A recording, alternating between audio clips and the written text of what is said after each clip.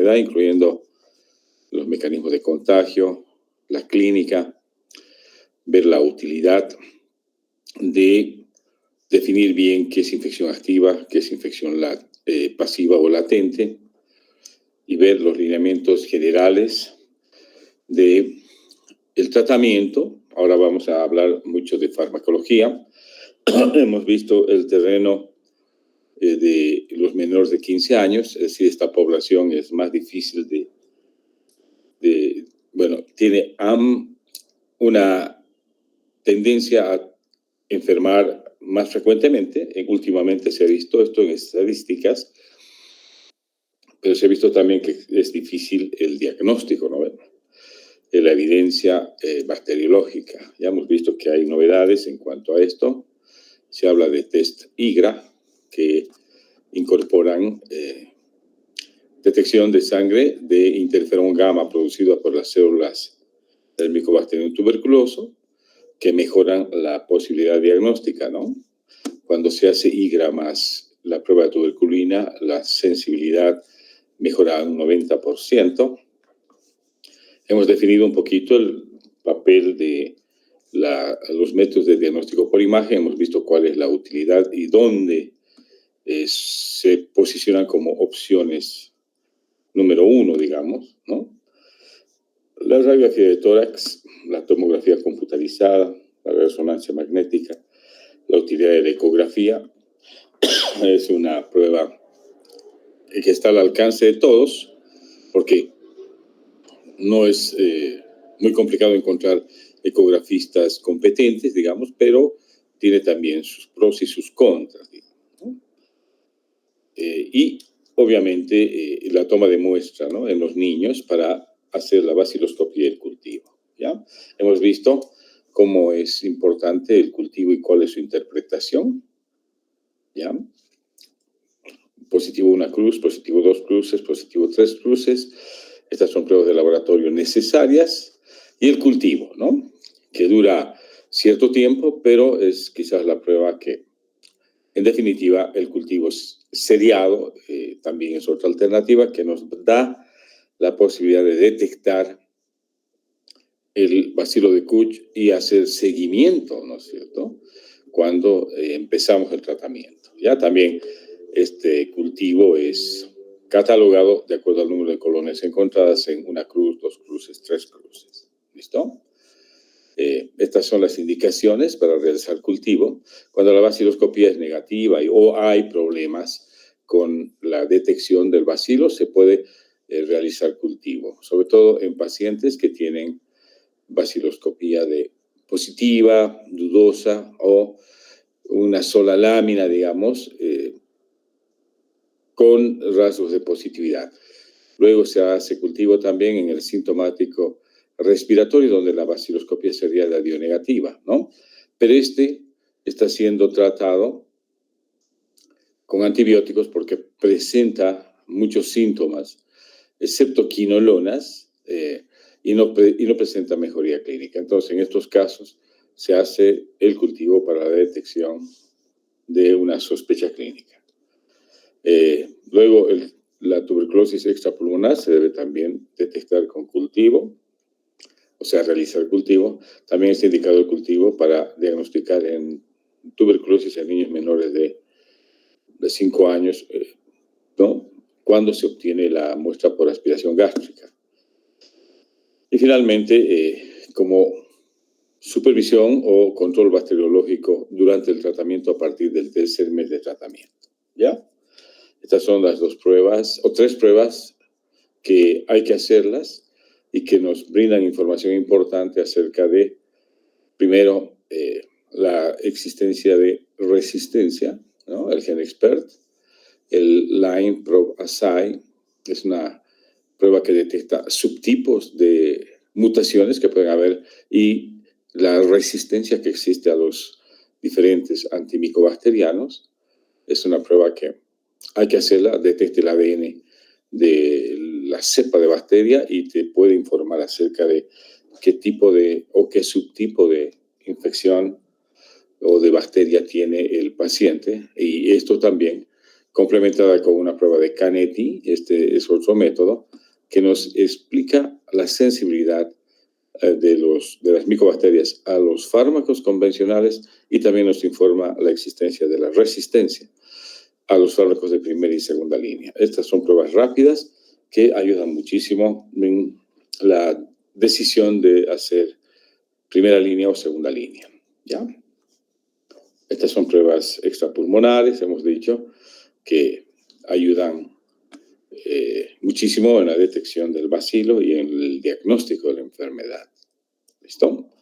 Ahora vamos a ver este concepto que, bueno, a partir de la clase de ahora recién lo vamos a tocar, que es cuando uno hace una evaluación del tratamiento, hay que tener en cuenta estos parámetros que son de interpretación, sobre todo en el manejo de la enfermedad, importantes de tenerlos claros, ¿ya? Cuando se habla de un paciente curado, es un paciente que hizo el tratamiento completo y que tiene vaciloscopías negativas, ¿ya? Sobre todo estas vaciloscopías negativas han salido así en los 2 últimos meses de tratamiento y también se ha hecho cultivo y el cultivo también ha salido negativo, ¿ya?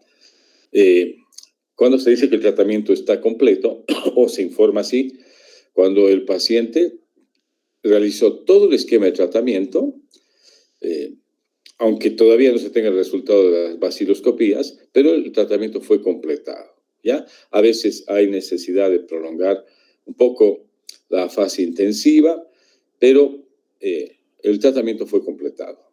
El objetivo principal es tener pacientes con tratamiento completo y pacientes curados, ¿no es cierto?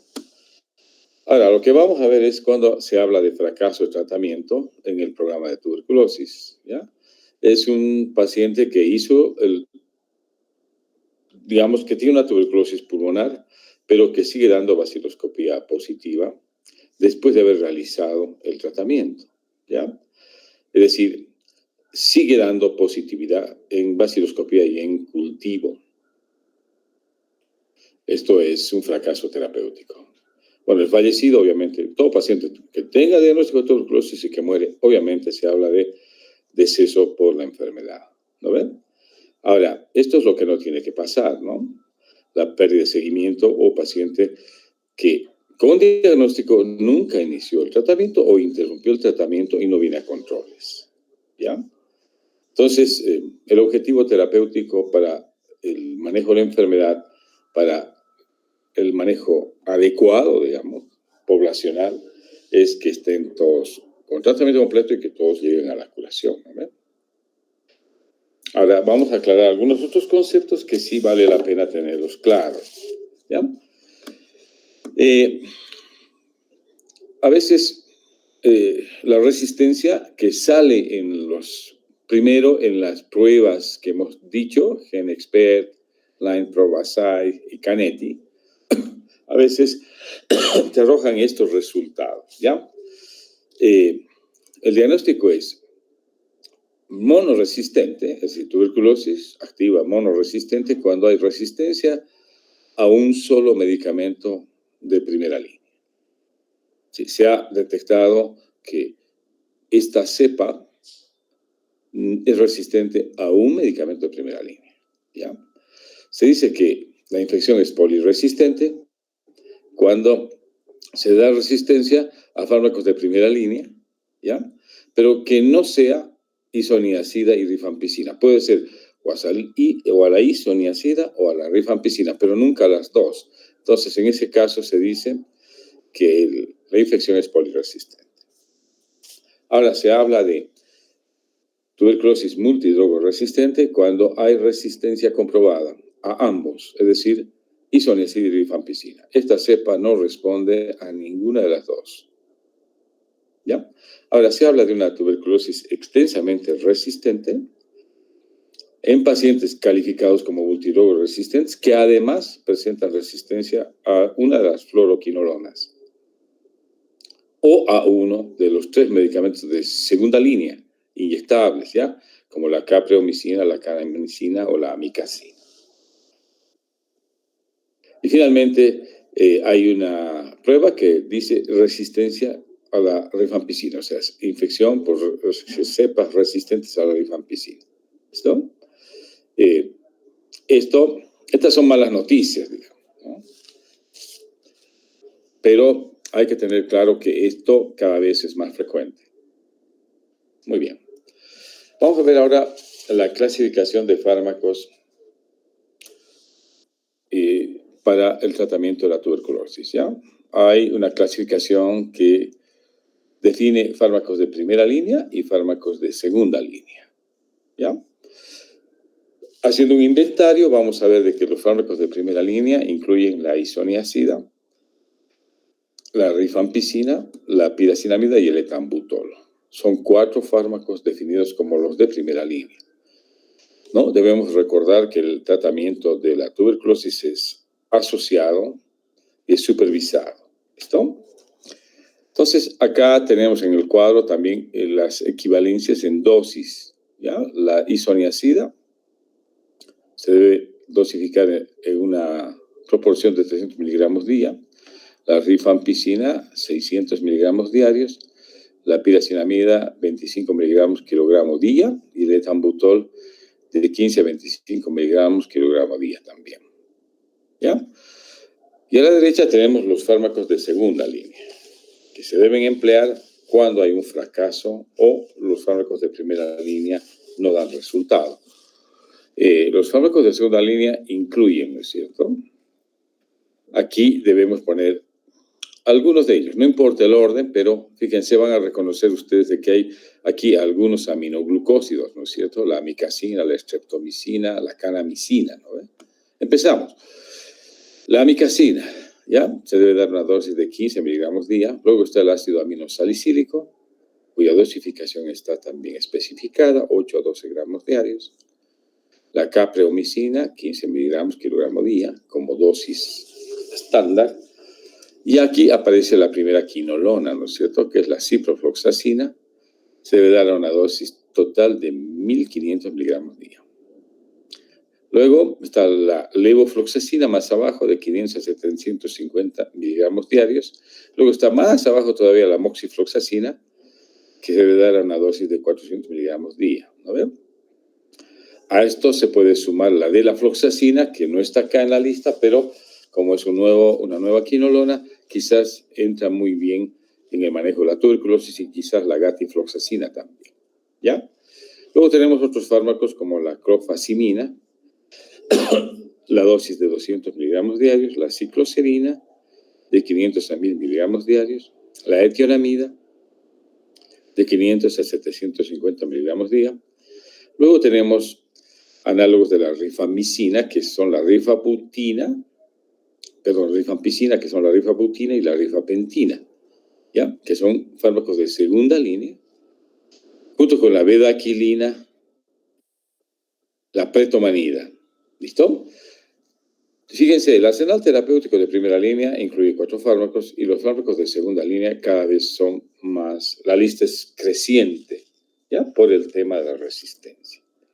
¿Por qué hacemos énfasis en la identificación correcta y la dosis? Porque es importante guardar un esquema riguroso de parámetros de dosificación, porque muchos de estos compuestos tienen una ventana terapéutica muy estrecha y que como se da el tratamiento, tanto en primera como de segunda línea asociado, debemos respetar mucho los parámetros de dosificación estándar, ¿ya? Ahora vamos a desarrollar todos los fármacos de primera línea para la tuberculosis, ¿ya? Hemos dicho son 4. La isoniazida y la rifampicina quizás son los 2 más de mayor actividad en este esquema de tratamiento de primera línea. Y luego, como fármacos asociados, están la piracinamida y el etambutol, que también en presencia de estos 2 muestran alta efectividad en el manejo de la tuberculosis sensible, ¿ya? Si utilizamos estos 2 compuestos, solamente isoniazida y rifampicina, un tratamiento por 9 meses puede curar la enfermedad, ¿no? Cuando hablamos de cepas susceptibles, ese manejo por 9 meses, vía asociado, puede curar la enfermedad. Pero generalmente el tiempo es muy largo por lo tanto hay que acortar un esquema de tratamiento y por eso es que se añade la piracinamida y el etambutol. Asociando solo la piracinamida podemos acortar a 6 meses el tratamiento. ¿Ya?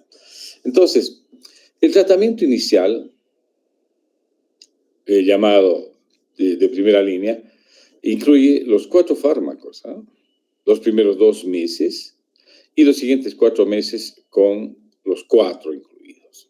¿Ya?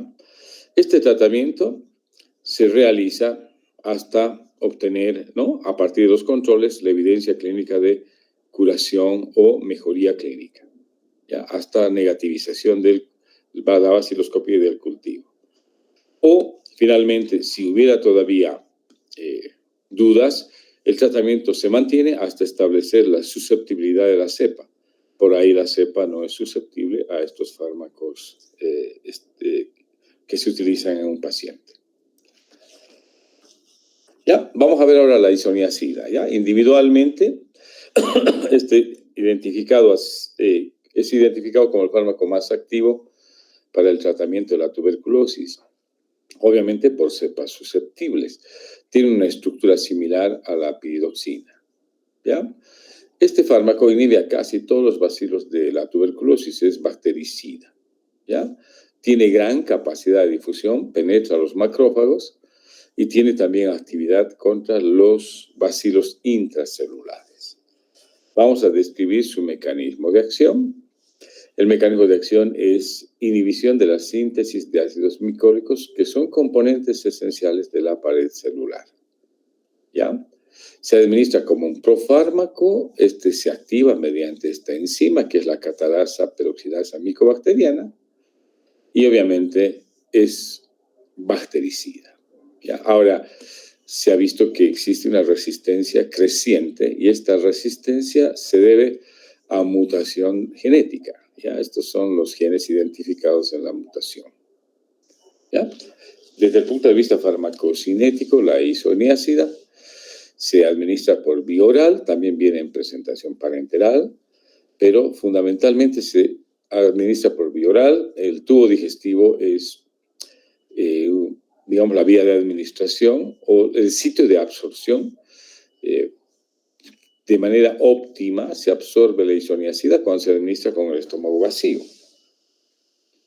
La dosis que se recomienda es 300 miligramos por vía oral, ¿ya? Se absorbe muy bien, tiene una muy buena biodisponibilidad y se difunde bien en todos los tejidos, incluyendo el líquido cefalorraquídeo. ¿Listo? La vida media de la isoniazida es de 1 a 3 horas.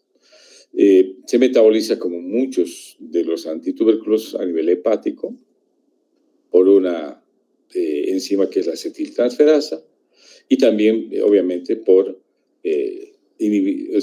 interacción con enzimas P450 y obviamente esto le da a la isoniazida una gran capacidad de interacción farmacológica.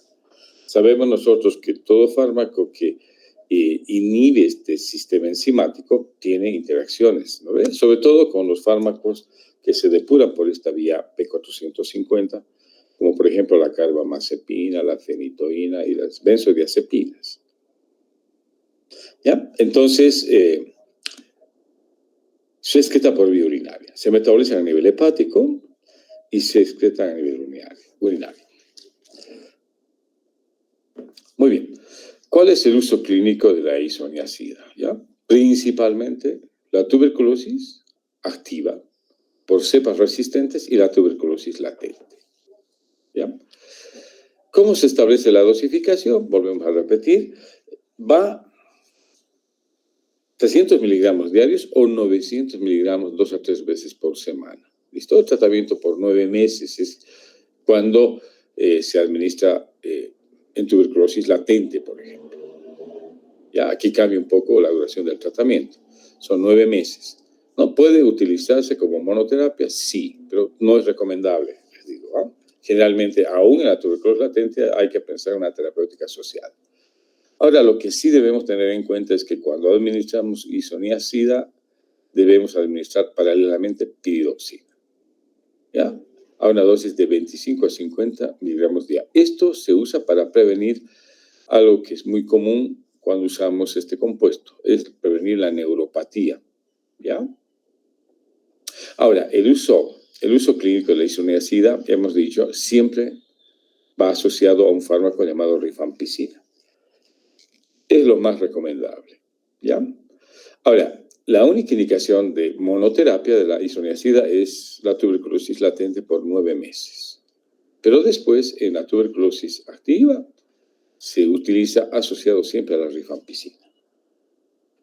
La administración puede ser por vía oral o parenteral. Por vía oral es la administración más común, por vía parenteral en casos especiales, ¿ya? Vamos a ver un poco las reacciones adversas. Hemos hablado ya de una, la neuropatía periférica, que es la más frecuente. Por eso es de que isoniazida hay que administrar paralelamente piridoxina para evitar esta reacción adversa, ¿ya? Entre las reacciones adversas inmunitarias hay erupciones en la piel, puede haber aumento de la temperatura y una reacción similar al lupus eritematoso sistémico, ¿ya? Cuando hablamos de esto de reacción adversa inmunitaria. Ahora hay una toxicidad directa, ¿ya? Quizás la toxicidad directa más común es la hepatitis, es en un 1%. Cuando administramos isoniazida hay que hacer un monitoreo del tratamiento vigilando las transaminasas a nivel hepático, ¿ya? Estas pueden incrementarse en un 20% de los casos, ¿ya?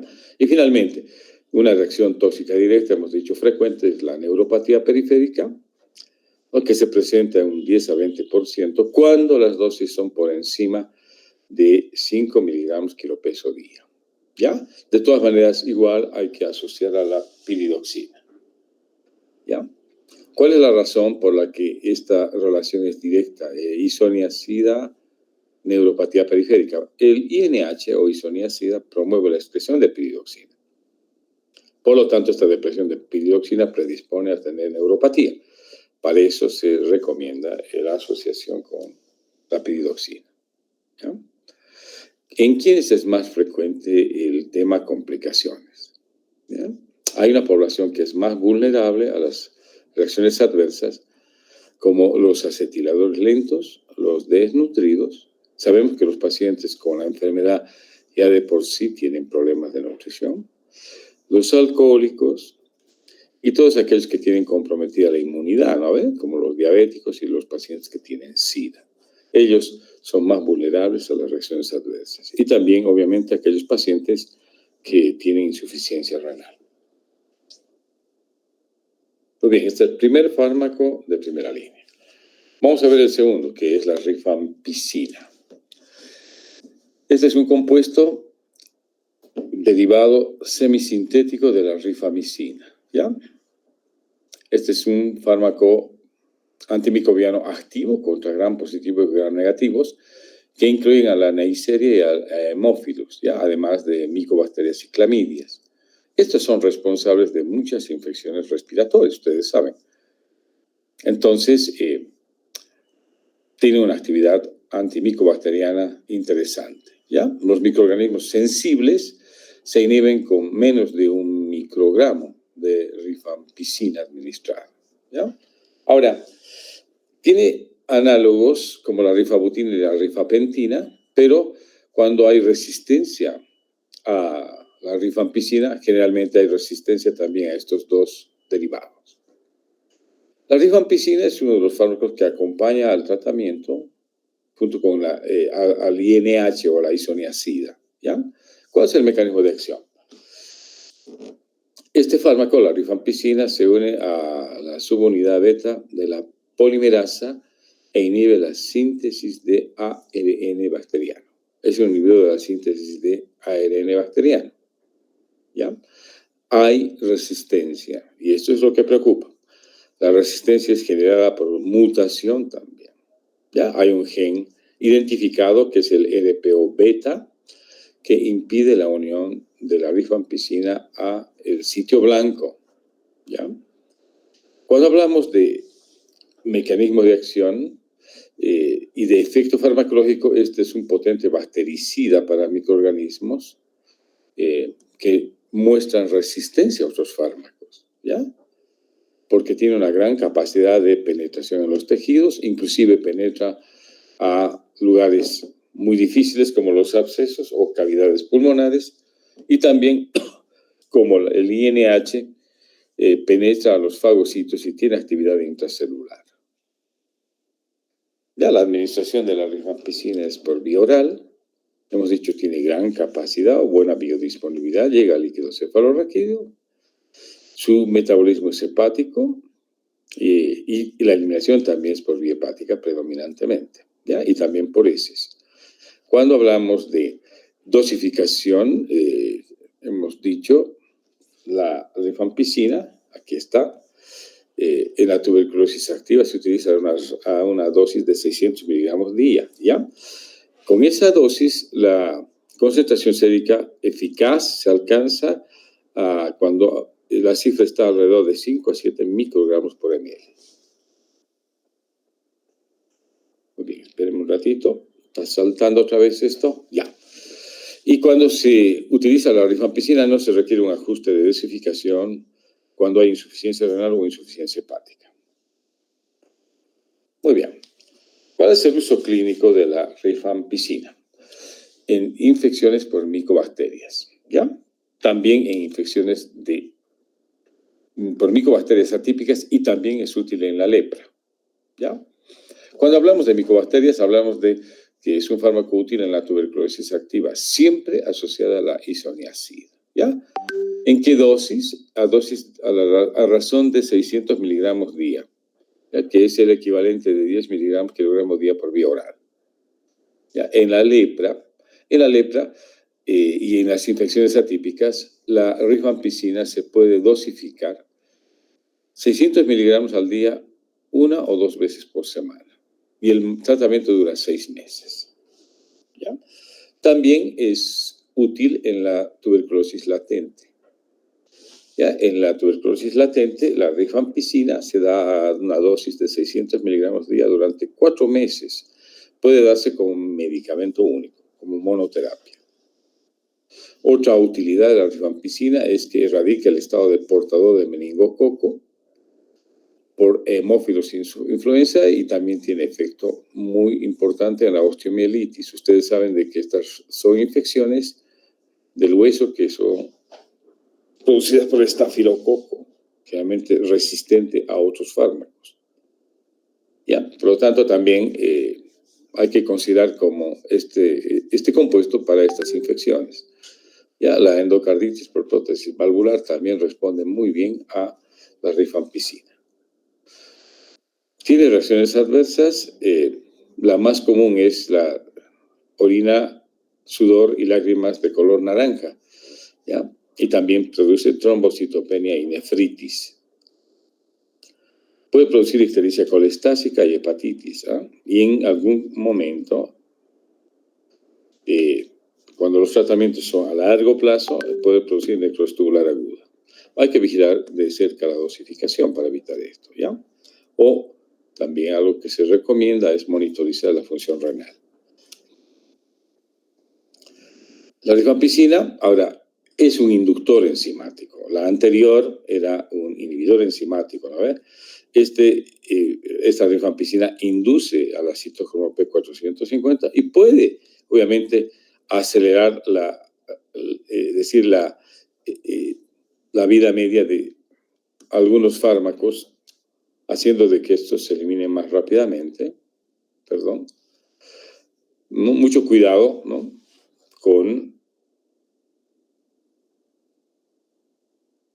Esperemos un ratito, está saltando. Ya. Mucho cuidado con los anticoagulantes, las ciclosporinas, los fármacos que se utilizan para las convulsiones y la metadona. La rifampicina es un inductor y puede reducir la concentración de estos compuestos y obviamente disminuir su efecto farmacológico, ¿ya? Por una aceleración en su depuración. Muy bien, veamos el tercer fármaco de primera línea, que es el etambutol, ¿ya? Este es un compuesto que se asocia a los dos anteriores, es sintético, hidrosoluble, termoestable. In vitro tiene una gran capacidad inhibitoria de las micobacterias sensibles y la dosificación es más o menos de 1 a 5 microgramos por ml. ¿Ya? Esto es in vitro. Es un compuesto útil que se asocia a los fármacos ya descritos porque tiene un mecanismo de acción sui generis. ¿Ya? Este etambutol inhibe una enzima llamada arabinosiltransferasa y esta interviene en la formación de la pared celular bacteriana. Por lo tanto, al ser inhibida, obviamente no hay formación de pared celular y por lo tanto es eficaz. ¿Ya? Es eficaz. Se administra por vía oral y se elimina en una proporción por heces y el 50% se elimina por orina. Por lo tanto, hay que tener cuidado cuando el paciente no tiene una función renal adecuada. Puede acumularse el fármaco. ¿Ya? Tiene muy buena biodisponibilidad, atraviesa la barrera hematoencefálica en caso de inflamación, ¿ya? Y debe ser asociado siempre a los fármacos de primera línea en la fase inicial, ¿ya? ¿Se ha descrito resistencia al etambutol? Sí, también por mutación genética, ¿ya? La concentración máxima cuando se administra por vía oral se alcanza a las 2 a 4 horas. ¿Cuál es el uso clínico? El uso clínico del etambutol es en la tuberculosis activa. Se administra siempre combinado con la isoniazida y la rifampicina, ¿ya? Y es útil también en infecciones atípicas producidas por Mycobacterium avium o Mycobacterium kansasi. El problema son las reacciones adversas, que también son muy características del etambutol. Una de ellas es la neuritis retrovulvar, que se produce en un 2% de la gente que recibe el tratamiento.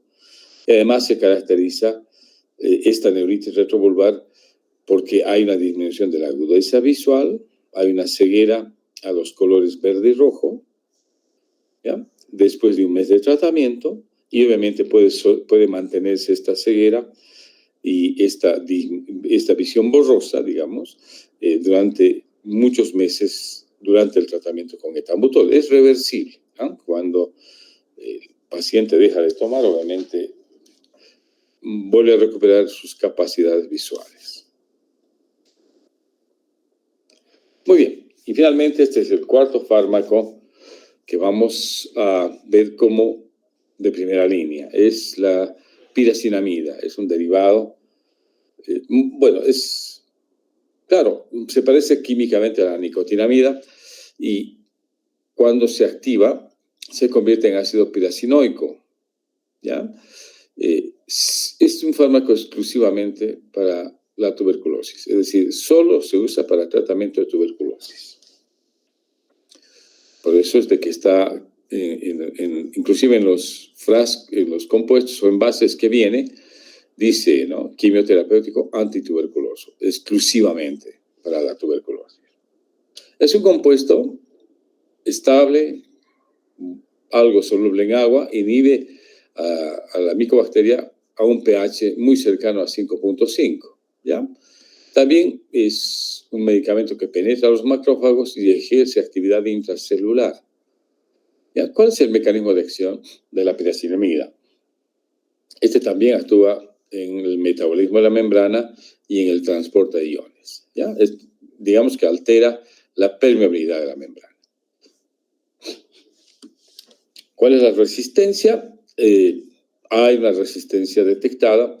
Uno, porque las bacterias dejan de permitir su absorción y obviamente esto debido a mutaciones genéticas. Por lo tanto, en tratamientos asociados no se desarrolla fácilmente resistencia, ¿ya? Se ha visto de que obviamente cuando hay monoterapias o el paciente descuida un poco el tratamiento, puede desarrollarse rápidamente resistencia por mutación genética.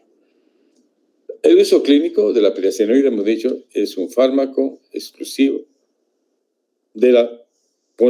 de primera línea contra la tuberculosis, ¿ya? Pero obviamente este fármaco debe ser incluido en regímenes de corta duración, es decir, solamente mientras dure el esquema de primera línea, ¿ya? Tiene una muy buena absorción cuando se administra por vía oral, tiene buen volumen de distribución, incluye meninges inflamadas, su vida media es prolongada de 8 a 11 horas, la dosificación estándar es de 30 a 50 miligramos 2 a 3 veces por semana y se debe utilizar siempre asociado a la isoniazida y a la rifampicina, ¿ya? El esquema es 6 meses máximo y en terapias asociadas es un fármaco eficaz, ¿ya? Tiene reacciones adversas, ¿no? Puede causar toxicidad hepática, náuseas, vómitos, puede precipitar y agravar situaciones de gota, pero algo que no debemos de permitir es que el paciente interrumpa el tratamiento por presencia de reacciones adversas. Estas van atenuándose en la medida que el tratamiento progresa, ¿ya? Y continuar el esquema de tratamiento por 6 meses, ¿no? Siempre asociado. Muy bien. Hasta acá los fármacos de primera línea, ¿listo? Muy bien, vamos a ver ahora qué fármacos están incluidos en el esquema de segunda línea. Primero, ¿cuándo pasamos a esta segunda elección? Primero, cuando hay resistencia a los fármacos de primera línea, ¿ya? Comprobada. Segundo, cuando está establecido el fracaso al tratamiento convencional, ¿ya? Cuando hablamos de resistencia a los fármacos de primera línea es cuando las pruebas de laboratorio nos dicen que el paciente está con una cepa resistente, ¿eh? Ahora, cuando se habla de fracaso de tratamiento, cuando el paciente no evoluciona clínicamente como esperamos y muestra rasgos también en estudios de laboratorio que no está dando resultado el tratamiento, ¿ya? También se puede pensar en la segunda elección de fármacos cuando hay reacciones adversas muy graves que en algunos pacientes son limitantes a continuar el tratamiento, ¿ya? Y finalmente, lógicamente, esta decisión es a veces importante cuando hay inmunocompromiso y poca respuesta a los fármacos de primera línea, ¿no es cierto? Ahora, lo que hay que tratar de evitar es que el paciente abandone el tratamiento por falta de información, ¿no? O sea, deje de discontinúa voluntariamente el manejo de su enfermedad con la terapia, abandona la terapia por falta de información o por no supervisión. Y también a veces porque los efectos adversos lo obligan, digamos, a dejar, ¿ya? Por eso es de que si hay un adecuado control de la enfermedad a partir de un médico, es probable de que, aún así, con efectos adversos, manejando sintomáticamente estos, pueda continuarse con los fármacos de primera línea, ¿no? Ahora, si esto no fuera posible, obviamente no queda otra que pasar a la segunda elección, ¿ya? Y aquí están descritos varios compuestos, ¿ya? Los medicamentos de segunda línea, y vamos a empezar con la streptomicina. Antiguamente la streptomicina estaba en el listado de fármacos de primera línea, ¿ya? Es un fármaco que se administra únicamente por vía parenteral. Ustedes saben, es un aminoglucósido, inhibe la solubilidad 30S, ribosomal, y obviamente tiene gran potencial auto- y nefrotóxico. Estaba en este esquema de primera línea. Sin embargo, se ha visto de que a veces no daba buen resultado, no estaba bien ubicado como un fármaco de primera línea. Y los pacientes abandonaban rápidamente la terapia por el tema de la administración parenteral.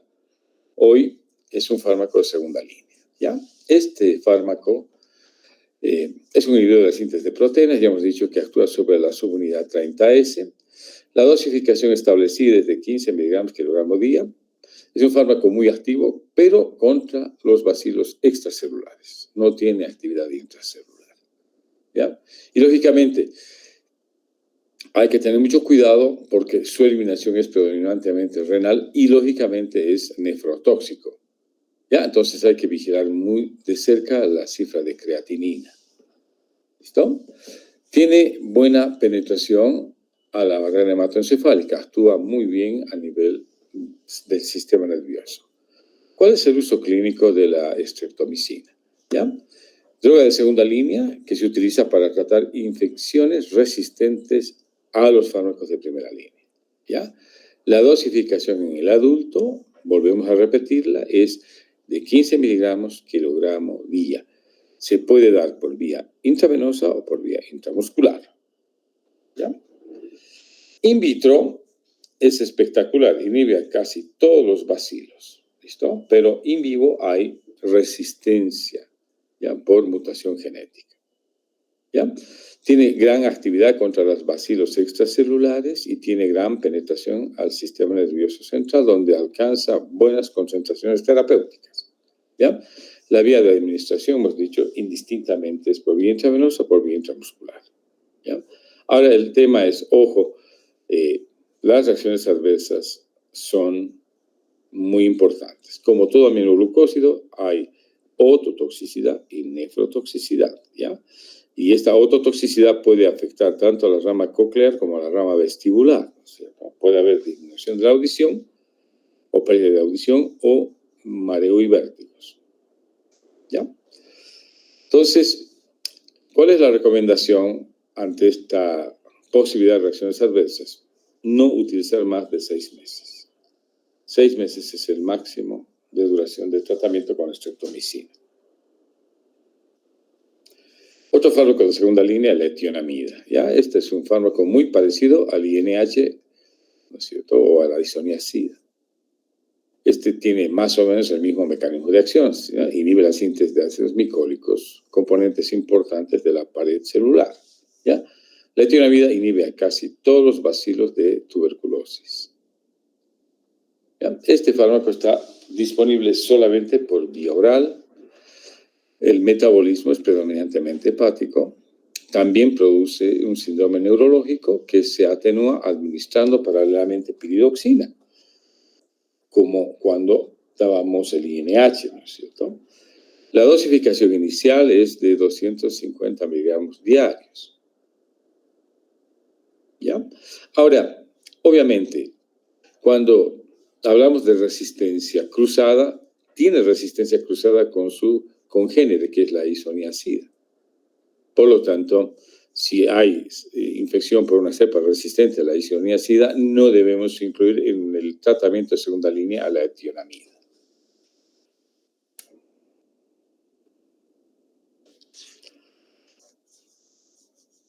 Puede producir, hay que tener mucho cuidado con los pacientes con problemas hepáticos, ¿no? Puede causar dolor de cabeza, ¿no? Reacciones gastrointestinales como efecto adverso. La capreomicina, ¿ya? Este fármaco es un fármaco de segunda línea, es un antibiótico peptídico, también que tiene el mecanismo de inhibir la síntesis proteica, ¿ya?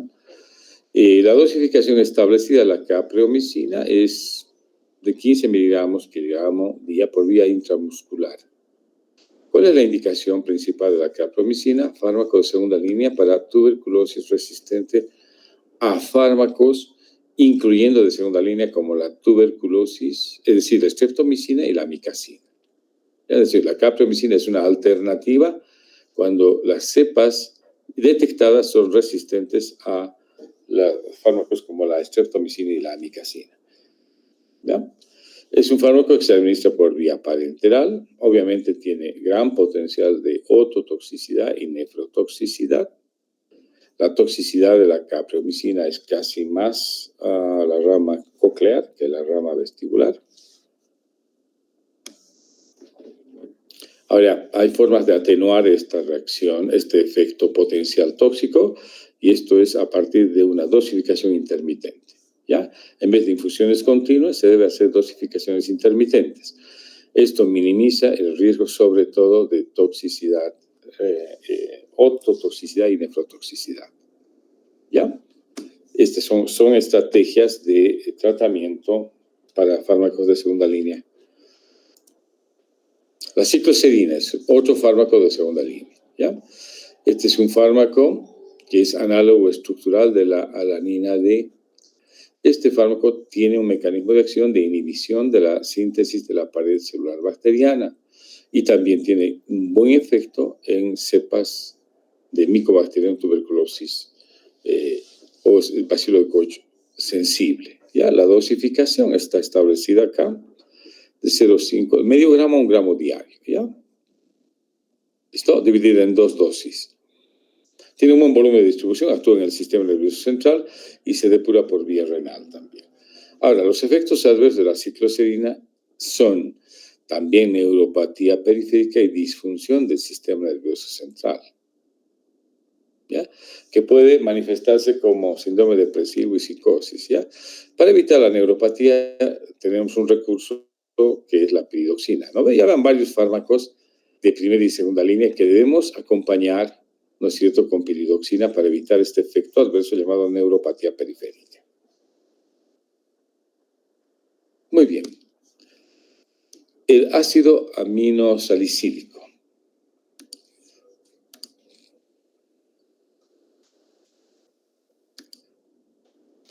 Este ácido aminosalicílico, que se abrevia de esta manera, es un antagonista de la síntesis de folato. Tiene una estructura similar al PABA, o sea, pareciera que fuera una sulfonamida, ¿no es cierto? ¿Ya? Tiene actividad exclusiva contra el Mycobacterium tuberculosis, ¿ya? Tiene un mecanismo muy similar a las sulfonamidas, ¿ya? Se administra por vía oral, tiene muy buena distribución, muy amplia, excepto en el líquido cefalorraquídeo, y obviamente viene en gránulos por vía oral. La dosificación es de 8 a 12 gramos por día, es alta la dosificación, ¿ya? Y es un fármaco que tiene buen efecto, es utilizado para tuberculosis sensible a este compuesto, obviamente, y es uno de los que está en el listado de segunda línea. La eliminación es predominantemente renal y tiene efectos adversos como varios de estos fármacos que pueden atacar al sistema gastrointestinal, sobre todo activando la úlcera péptica. ¿Ya? Puede haber fiebre, puede haber artralgias, puede haber algunas veces hepatosplenomegalia y granulocitopenia. ¿Ya? Más o menos el esquema de tratamiento del ácido aminosalicílico es de 3 a 8 semanas, es decir, no más de 2 meses, ¿ya? Y siempre es asociado. Y es un fármaco de segunda línea, ¿ya? Indicado cuando hay tuberculosis o cepas de tuberculosis, Mycobacterium tuberculoso resistente a primera línea. ¿Ya? Y aquí vamos a quedar 2 aminoglucósidos pendientes, que son la canamicina y la amicacina, ¿ya? Estos aminoglucósidos se utilizan en el tratamiento de la tuberculosis por cepas resistentes a la streptomicina, especialmente la canamicina, ¿ya? Quizás es la primera alternativa, ¿ya? Ahora, cuando hay cepas que indican que es resistente a la canamicina, obviamente la resistencia es cruzada con la amicacina, ¿ya? Entonces la canamicina es un fármaco indicado de segunda línea para cepas resistentes a la streptomicina, que es otro fármaco de segunda línea, ¿ya? Veremos ahora la amicacina. La amicacina es otro aminoglucósido que es activo contra cepas también multiresistentes y contra micobacterias atípicas. Esta sí tiene acción contra micobacterias atípicas. La dosificación es de 15 miligramos día y lo más importante a destacar es esto, ¿no? No hay resistencia cruzada entre streptomicina y amicacina, ¿ya? Quizás esto vale la pena tener en cuenta porque es una alternativa muy importante cuando hay cepas multiresistentes, ¿ya? La amicacina está indicada en el tratamiento de la tuberculosis por cepas resistentes a la streptomicina o multiresistentes, ¿ya? Debe utilizarse siempre acompañada o asociada a 2 o 3 medicamentos. Bueno, muy bien. Yo pienso que podemos quedar acá. Ya, a veces hablar de muchos fármacos no es muy didáctico, ¿no? Vamos a tratar de dosificar. Lo importante es tener en cuenta de que los esquemas de dosificación a veces son pesados y obviamente en este caso hay que tenerlos muy en cuenta a la hora de manejar a un paciente, ¿no es cierto? Para evitar el gran potencial de efectos adversos que tienen estos, ¿no es cierto? Un adecuado régimen de dosificación puede atenuar los efectos adversos y la toxicidad y hacer llevadero un tratamiento. ¿Listo? Muy bien, si hay alguna pregunta, la respondemos. Si no, nos veríamos el martes para terminar el tema.